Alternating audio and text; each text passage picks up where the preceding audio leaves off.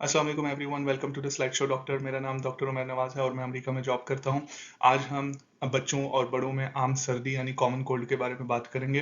तो ये मैंने अपने चैनल पे एक और सीरीज़ का आगाज़ किया जिसमें हम नॉर्मल जो आप अपने फैमिली डॉक्टर के पास रोज़मर्रा की बीमारियों के लिए जाते हैं, जैसे नज़ला, ज़ुकाम, फ्लू, कोविड, हम उनसे रिलेटेड जो है हम बात किया करेंगे। बाकी जो हमारी क्रोनिक रिस्क फैक्टर्स के ऊपर वीडियोस हैं वो प्लेलिस्ट और चैनल पे मौजूद हैं, आप जाके उनको ज़रूर वॉच करें। और प्रिवेंशंस के ऊपर और प्राइमरी रिस्क फैक्टर्स, खतरे के अवामिल से कैसे बचना चाहिए, उसके ऊपर जो हमारा मेन मकसद है चैनल का, वो वीडियोस जो हैं वो आती रहेंगी। तो प्लीज़ आप उनको वॉच करें और एहतियात करें और अपनी फैमिली के साथ भी उन्हें शेयर करें। तो आज मैं एक बहुत ही इम्पॉर्टेंट मिसकॉन्सेप्शन के ऊपर बात करना चाहूँगा, और वो ये है कि अक्सर ऐसा होता है कि हम लोगों के गले में कुछ खराबी होती है, खराश आती है, और हम ये समझते हैं कि शायद हमें एंटीबायोटिक की ज़रूरत है। तो मैं आप लोगों को बताना चाहूँगा कि मोस्ट कॉमनली इवन 70 to 80%, 70 से 80%, अगर आपकी नाक बह रही है, आपको रनी नोज़ है और आपके गले में खराश आ रही है, तो ये मोस्ट कॉमनली ये वायरल इन्फेक्शन है, ये बैक्टीरियल इन्फेक्शन नहीं है। और वायरल इन्फेक्शन में एंटीबायोटिक काम नहीं करती। अक्सर लोग ये कहते हैं कि अगर वायरल इन्फेक्शन में एंटीबायोटिक काम नहीं करती, लेकिन जब मैं एंटीबायोटिक लेता हूँ तो मेरे सिम्टम्स ठीक हो जाते हैं। तो देखें उसकी वजह है।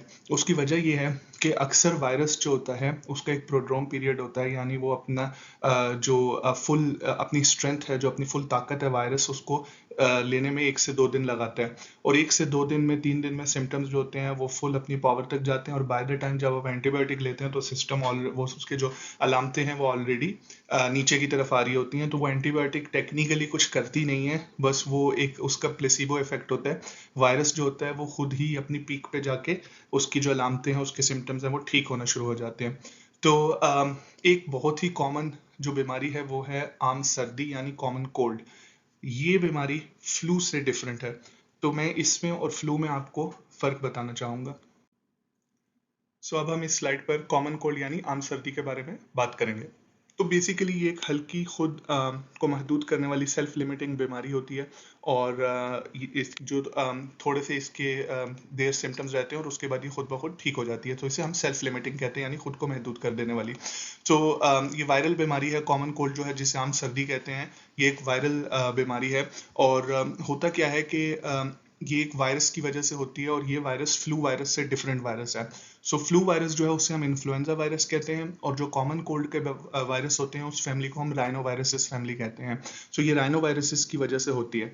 इसमें अलामतें जो होती हैं वो हमेशा हल्की होंगी as compared to flu virus. अक्सर हम लोगों को जब रनी नोज होता है तो हम यही कहते हैं कि हमें फ्लू हो गया। ऐसा नहीं है। मोस्टली अगर आपको सिर्फ रनी नोज है, या छींके आना, या नाक बंद होना, अगर आपको स्नीजिंग हो रही है, और अगर आपको नेजल कंजेशन है यानी आपकी नाक बंद हो रही है, या रनी नोज है, नाक बह रही है, और आप बहुत ज़्यादा टिश्यू का इस्तेमाल कर रहे हैं क्योंकि नाक बह रही है, तो ये मोस्टली जो होता है ये कॉमन कोल्ड होता है। लेकिन अगर इसके साथ आपको बहुत ज़्यादा फटीग है, बहुत ज़्यादा बुखार है, और आपको जिस्म में दर्द है, तो देन जो है ये फ्लू है। सो कॉमन कोल्ड जो है और फ्लू दोनों में आपको छींके, नाक बंद होना, नाक से जो रनी नोज है, नाक बहना, so runny nose, nasal congestion, sneezing, ये सारी चीज़ें दोनों में आपको मिलेंगी। बट जो फ्लू होगा, फ्लू में आपको बहुत ज़्यादा सिवियर सिम्टम्स मिलेंगे, यानी ये सिम्टम्स जो होंगे ये तो बहुत ज़्यादा सिवियर होंगे ही होंगे। इसके अलावा आपको फ्लू के अंदर माइल्जिया यानी मस्कुलर पेन मिलेगा, फटीग यानी थकावट मिलेगी, और फीवर थोड़ा सा 101 तक जाएगा। अच्छा, अब कॉमन कोल्ड में क्या होता है? कॉमन कोल्ड में भी आपको बुखार होता है, लेकिन 99 तक का बुखार होता है, कम दर्जे का, और 99 और 100 तक मोस्टली नहीं जाता। इसके अलावा फटीग थोड़ी सी होगी, थोड़ा सा सर दर्द होगा। दोनों में आपको, फ्लू हो या कॉमन कोल्ड हो, दोनों में आपको गले में खराश और खांसी होगी। अब ये सबसे इंपॉर्टेंट कॉन्सेप्ट है समझने के लिए कि दोनों में आपको जो गले में खराश और खांसी हो रही है, तो इसको समझना बहुत ज़रूरी है। देखें, होता क्या है कि जब आपकी नाक बहती है और आप रात में सोते हैं, तो वो नाक आपकी गले में पीछे की तरफ बहती है। जब वो गले में पीछे की तरफ बहती है तो इसे हम पोस्ट नेजल ड्रिप कहते हैं। अब वो जो पोस्ट नेजल ड्रिप होती है, वो नाक जब आपके गले में आती है तो वो आपके गले में खराश पैदा करती है। इससे जब आप सुबह उठते हैं तो आपको गले में बहुत ज़्यादा खराश होती है, और जब आप जाके गरारे करते हैं, गार्गल्स करते हैं, सलीन से पानी पीते हैं, तो वो गला बेहतर हो जाता है। तो बेसिकली उससे वो जो बैक ऑफ द थ्रोट सारी आपकी नाक पीछे की तरफ बह रही होती है, जिसे पोस्ट नेजल ड्रिप कहते हैं, यानी कि PND। तो वो जो पोस्ट नेजल ड्रिप PND होती है, वो सुबह गरारे करने से और गले को साफ करने से वो ठीक हो जाती है, तो आपकी आवाज़ थोड़ी सी बेहतर हो जाती है। पर आप जब कुछ भी खाना खाते हैं, कुछ भी swallow करते हैं, तो आपको पेन होता है। आपको वो पेन की वजह ये होती है कि वो खराश बन गई है नाक बहने की वजह से। अब अक्सर लोगों को जब ऐसा होता है तो उनको लगता है कि शायद उन्हें कोई बैक्टीरियल इन्फेक्शन हो गया। बैक्टीरियल इन्फेक्शन में भी आपको गले में खराश होती है, लेकिन जब आप अपने डॉक्टर के पास जाएंगे और वो आपका मुआयना करेगा, तो वो यहाँ पे आपकी गुठलियाँ यानी कि लिम्फ नोड्स जो हैं वो देखेगा। वो आपका मुंह खोलेगा तो उसमें देखेगा कि बहुत ज़्यादा स्वॉलन टॉन्सिल्स होंगे, बड़े बड़े आपके टॉन्सिल्स होंगे। उसके अलावा पसी टॉन्सिल्स होते हैं, फीवर होता है, और उसका एक प्रॉपर डायग्नोसिस का अगर डॉक्टर सुन रहे हैं तो वो ये जानते होंगे कि एक क्राइटेरिया होता है जिसे हम सेंटर क्राइटेरिया कहते हैं, और सेंटर क्राइटेरिया से हम देखते हैं कि आया एंटीबायोटिक की ज़रूरत है या नहीं है।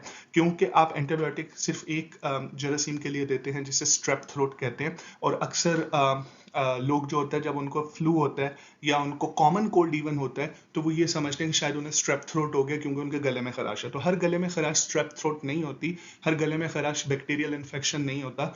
मोस्टली जो गले में खराश होती है, मोस्ट कॉमनली वो वायरल इन्फेक्शन की वजह से होती है, और वो जो नाक पीछे गले में बहती है उसकी वजह से होती है।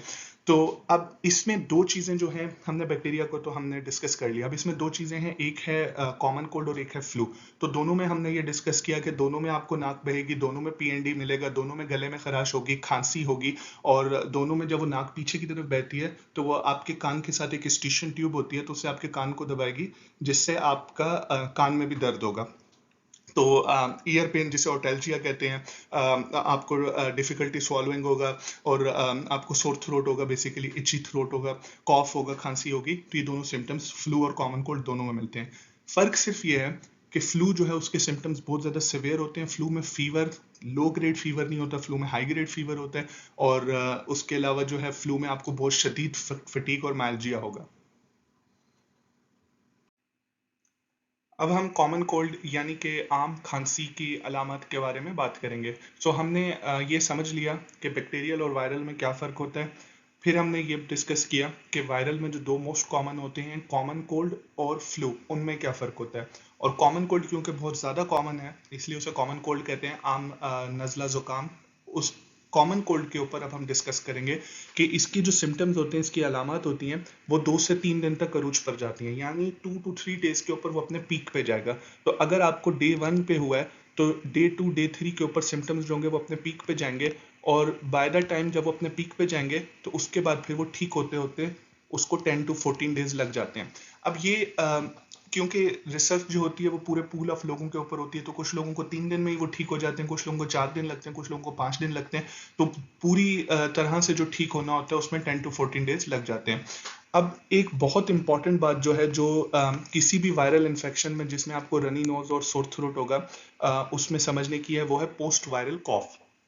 पोस्ट वायरल कॉफ क्या होता है, यानी वायरल इन्फेक्शन के बाद होने वाली खांसी। सो बहुत कॉमन चीज़ है।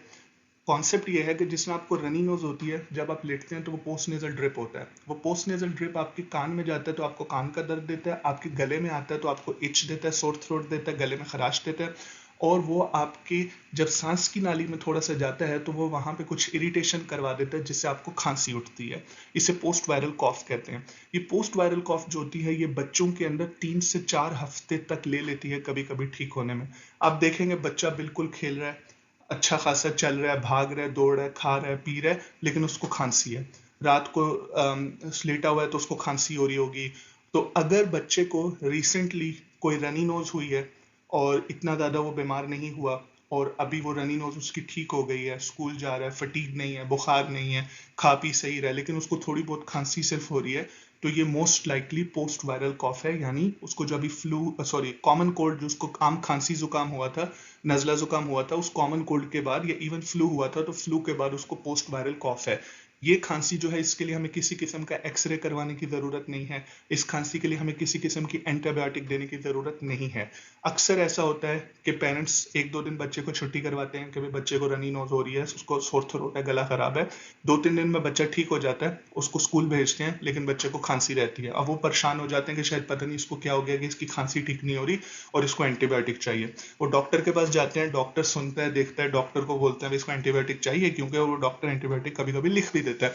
तो पोस्ट वायरल कॉफ जो होगा इसमें एंटीबायोटिक देना जो है ये आप बच्चे के साथ ज्यादती करेंगे, क्योंकि वो जो बच्चा होगा उसका जो ब्लड होगा उसमें बैक्टीरिया जो होगा वो एंटीबायोटिक के अगेंस्ट रेजिस्टेंस डेवलप कर लेगा।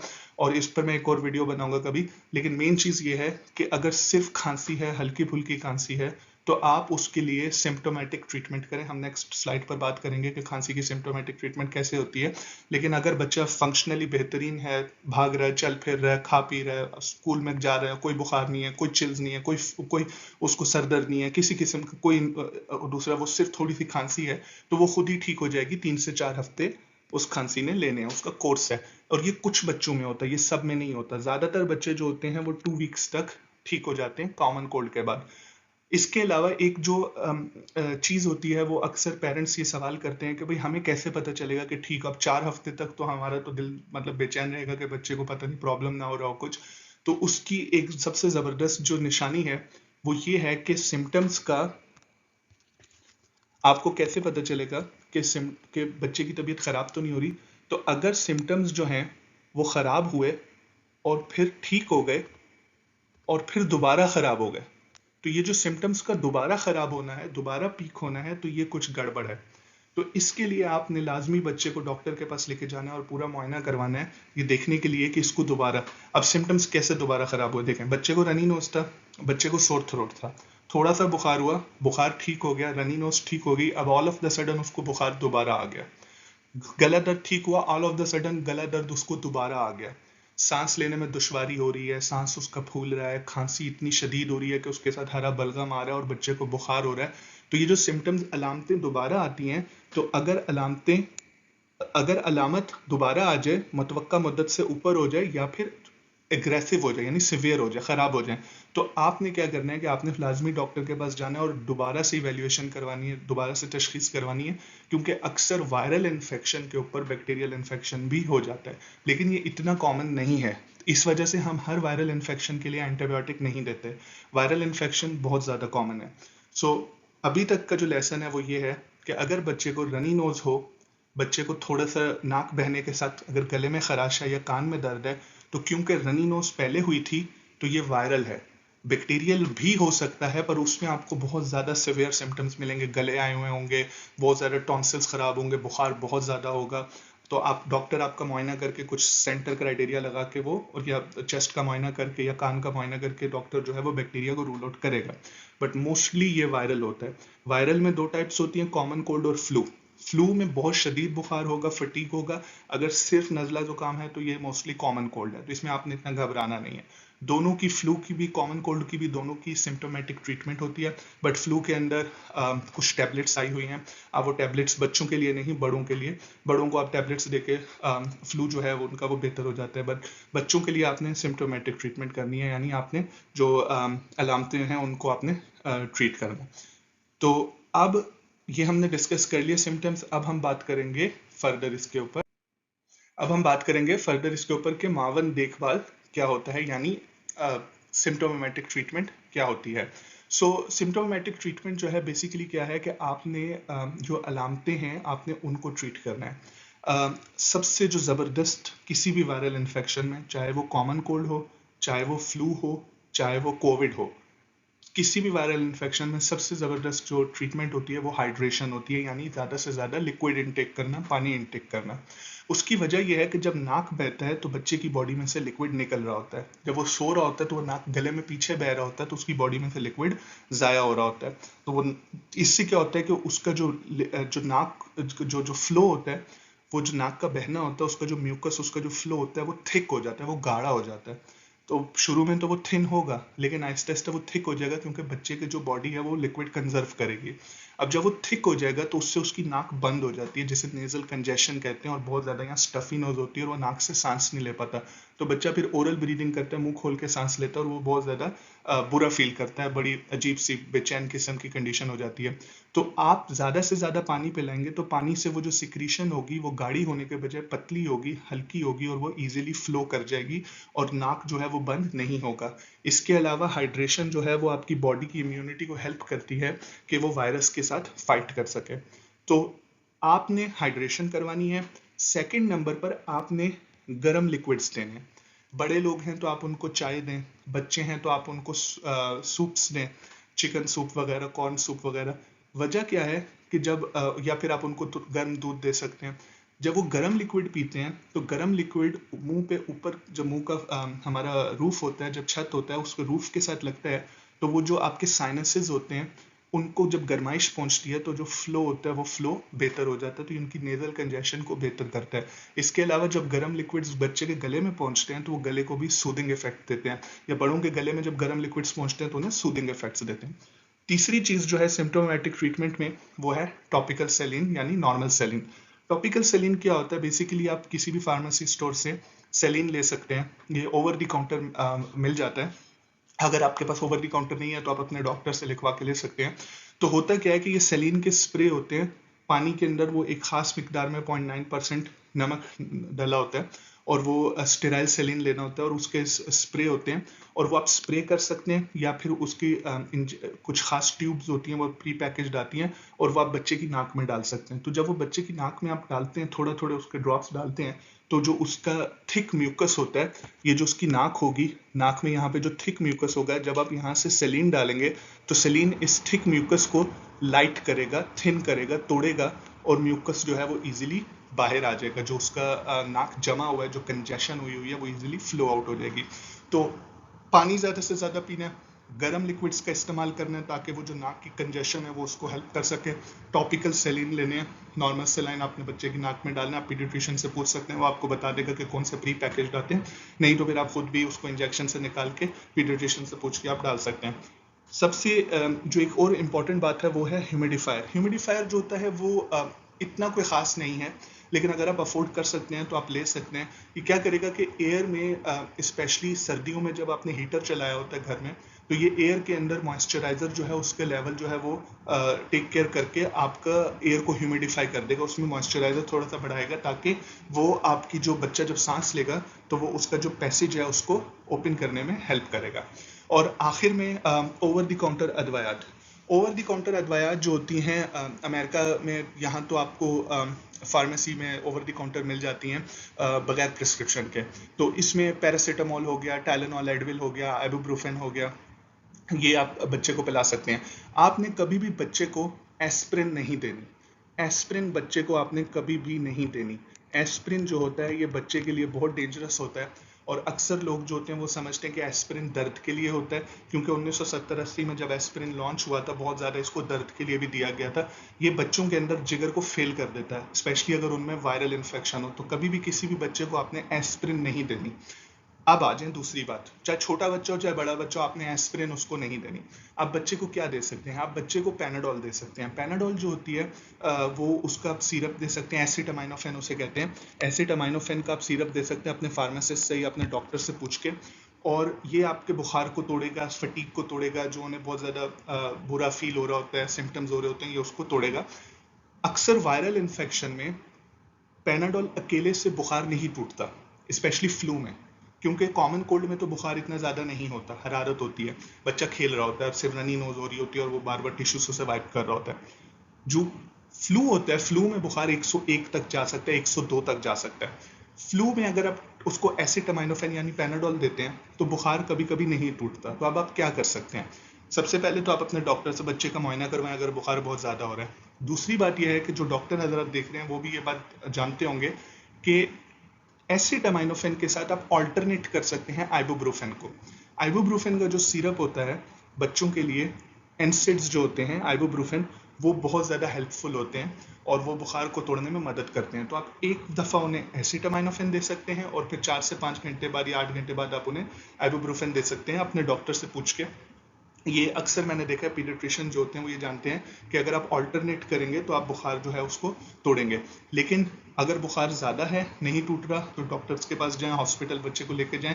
बट अगर आपके पास और कोई ऑप्शन नहीं है तो आप बच्चे को पैनाडोल का सिरप अपने फार्मासिस्ट से पूछ के पिला सकते हैं, ओवर द काउंटर ये मिल जाता है। उसके अलावा आप बच्चे को आइबुप्रोफेन जो है वो दे सकते हैं, ये भी ओवर द काउंटर मिल जाता है। पर आपने एस्पिरिन बच्चे को कभी भी नहीं देनी, किसी भी बच्चे को, चाहे बड़ा बच्चा हो या छोटा बच्चा हो, एस्पिरिन आपने नहीं देनी। इवन बड़े लोगों में भी बहुत कम बीमारियों में हम एस्पिरिन दर्द के लिए देते हैं। आजकल दर्द की दूसरी बहुत सी अच्छी अदवायात आ गई हैं।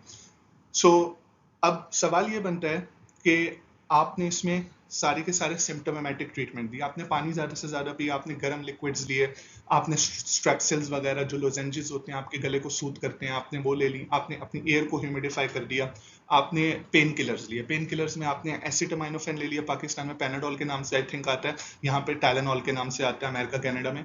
और उसके अलावा एडविल, आइबुप्रोफेन जिसे कहते हैं, ब्रूफेन के नाम से पाकिस्तान में आती है, यहाँ पे एडविल के नाम से आती है, तो या मॉट्रिन के नाम से आती है। तो ये पेन किलर्स हो गए और ये आपने ले लिए। अगर बच्चे को हल्का फुल्का सा बुखार हो रहा है, इतने ज़्यादा कोई सिम्टम्स सिवियर नहीं है, तो आप उसको वॉच कर सकते हैं। ये सारी जो है सिम्टोमेटिक ट्रीटमेंट करें और इससे इंशाल्लाह आराम आ जाएगा। अगर आराम नहीं आता, सिम्टम्स बढ़े जा रहे हैं, बुखार बढ़ा जा रहा है, तो फ़ौरन डॉक्टर के पास लेके जाएं, इमरजेंसी लेके जाएं। अब स्पेशली छोटे बच्चों को अगर जो है वो बुखार ठीक हो जाता है, फिर उसके बाद दोबारा बढ़ता है, सांस लेने में दुश्वारी होती है और बहुत शदीद गले आए होते हैं और बच्चा बहुत ज़्यादा फंसी है, छोटे बच्चों में, न्यू बॉर्न में बच्चा बहुत ज़्यादा फंसी हो रहा है और वो काम डाउन नहीं हो रहा, तो फिर आप उसको लाजमी डॉक्टर के पास लेके जाके मुआयना करवाएं। पर जो बड़े लोग हैं वो अपना खुद जो है ट्रीटमेंट कर सकते हैं, सेल्फ ट्रीटमेंट इस कॉमन कोल्ड के लिए, अगर सिर्फ आपको रनी नोज वगैरह है। और जिससे मैंने पिछली स्लाइड में बताया कि अगर सिम्टम्स नहीं ठीक हो रहे तो आप डॉक्टर के पास जा सकते हैं। आखिर में दोबारा से मैं आपको सिर्फ ये बता दूं कि प्लीज़ एंटीबायोटिक जो होती है वो हर चीज़ के लिए नहीं होती, बात को समझें। अगर सिर्फ रनी नोज है, नाक बह रही है, तो ये मोस्ट लाइकली वायरस है और वो नाक पीछे की तरफ बही है जिसकी वजह से आपका गला खराब हुआ है। और आप इसके अलावा आप कुछ लोग हर्बल जो है वो नेचुरल मेडिसिन वाली चीज़ें भी इस्तेमाल करते हैं, जैसे दारचीनी, सिनेमन स्टिक जो होती है उसका कावा बहुत लोग इस्तेमाल करते हैं, लौंग सिनेमन डाल के उसका कावा बनता है। हनी लेमन टी, हनी बच्चों के लिए बहुत ज़बरदस्त है खांसी के लिए। मैं बताना भूल गया, जिन लोगों को बच्चों को फ्लू या कोल्ड के बाद कॉफ हो जाता है, थोड़ा सा हल्का सा सिर्फ कॉफ हो रहा है, तो आप उसको बच्चे को शहद दें। तो याद रखिएगा, कभी भी जो 1 साल से कम उम्र का बच्चा होता है उसको शहद नहीं देनी। शहद में कुछ ऐसे जरासीम होते हैं जो कम उम्र के बच्चे में इम्यूनिटी नहीं बनती है 1 साल से कम उम्र के बच्चे में, और वो उसको कुछ ख़ास किस्म की बीमारी दे सकते हैं। तो आपने प्लीज़ उसे बोचुलिनम कहते हैं, और वो बाद में मैं कभी उसके बारे में बात करूंगा, पर आपने 1 साल से कम उम्र के बच्चे को शहद आपने नहीं देनी। और शहद जो है, जो बड़े बच्चे होते हैं, अगर उनमें खांसी आपने ठीक करवानी तो आप उन्हें शहद दे सकते हैं। और आखिर में प्लीज़ बच्चों को, 12 साल से कम उम्र के बच्चों को कॉफ सिरप देने से पहले अपने डॉक्टर से ज़रूर रब्ता करें। अक्सर हम लोग क्या करते हैं कि घर में कॉफ सिरप होता है, उसमें डीएम होता है, डेक्स्ट्रोमेथॉर्फिन, हम वो डीएम वाला सिरप जो होता है वो बच्चों को भी दे देते हैं। आप अपने पीडियाट्रिशियन से पूछ लें, उनसे डोजेज लिखवा लें, बच्चों की खास डोजेज होती है, अगर उस डोजेज से ज़्यादा उनको ये कॉफ सिरप में जो डेक्स्ट्रोमेथॉर्फिन होता है या फिर जो एंटी एलर्जीज होती हैं, वो जो अगर आप बच्चों को दे देंगे तो वो उनके लिए नुकसानदेह हो सकती हैं। सो सेफ ये आप जहन में रखें कि 12 साल से कम उम्र का जो बच्चा है उसके लिए आपने कोशिश यही करनी है कि हनी वगैरह से या उसको वार्म लिक्विड्स देके या पैनाडोल या ब्रूफेन देके आपने उसकी थोड़ी सी फटीक बेहतर करनी है। आपने उसको किसी भी किस्म के ये जो कॉफ सिरप होते हैं जो घरों में पड़े होते हैं वो नहीं आपने उन्हें देने, ये बड़ों के लिए होते हैं, 12 साल से ऊपर के बच्चों के लिए होते हैं। और अगर खांसी नहीं ठीक हो रही और आपका डॉक्टर आपको डोजेज देख के दे रहा है तो वो बात ठीक है, फिर वो अलग बात है। बट मोस्टली हम अवॉइड करते हैं बच्चों के अंदर उन्हें इस तरह के जो एंटी एलर्जी और डेक्स्ट्रोमेथॉर्फिन और सुडोएफिड्रिन, जो नाक खोलने के लिए एक दवाई आती है सुडोएफिड्रिन, वो हम बच्चों को नहीं देते। उम्मीद है मैंने बहुत सी चीज़ें इसमें कवर की होंगी। सो इस सीरीज़ के अंदर हम जो रेगुलर बीमारियां होती हैं घरों में उनके बारे में बात करेंगे। इस दफ़ा मैंने कॉमन कोल्ड को कवर किया है और थोड़ा सा मैंने इसमें फ्लू को और एंटीबायोटिक कब चाहिए कब नहीं चाहिए उसको टच किया है। इंशाल्लाह नेक्स्ट टाइम मैं स्ट्रेप थ्रोट के बारे में भी बात करूंगा, कोविड के बारे में भी बात करूंगा, और जो रेगुलर फैमिली डॉक्टर्स को पेशेंट्स देखने होते हैं उनके बारे में पेशेंट एजुकेशन करूंगा। वीडियो का मकसद सिर्फ और सिर्फ इंफॉर्मेशन है, मैं आपको एग्जामिन नहीं कर सकता वीडियो के थ्रू, और बगैर एग्जामिनेशन के किसी भी किस्म की एडवाइस मैं आपको नहीं दे सकता। तो आपको प्लीज़, अगर कोई भी प्रॉब्लम हो, आप डिस्कस करना चाहते हैं, तो अपने डॉक्टर से बात करें। शुक्रिया। कोई भी क्वेश्चन हो तो कमेंट सेक्शन में ज़रूर बताइएगा। अल्लाह हाफिज़।